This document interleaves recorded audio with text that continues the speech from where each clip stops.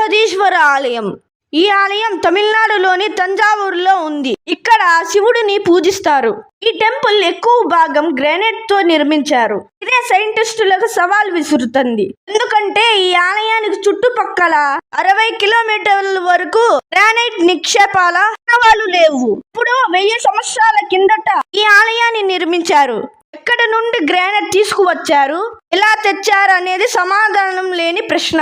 ముఖ్యంగా ఈ గుడి గోపురం 80 టన్నుల బరువున్న ఏకశిలతో తయారు చేశారు. ఏ క్రేన్ లేకుండా ఆ భారీ శిలను అంత ఎత్తుకు ఎలా చేర్చారు అనేది అంతుపట్టని రహస్యంగా మిగిలిపోయింది.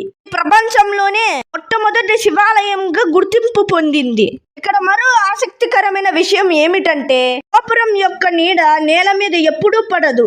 ఈ ఆలయం గోడపై భరతనాట్యం భంగిమిలో 108 శిల్పాలు, ప్రాంగణంలో 250 శివలింగాలు ఉన్నాయి. ఇలాంటి మరిన్ని వీడియోస్ కావాలనుకుంటే లైక్, షేర్, సబ్స్క్రైబ్.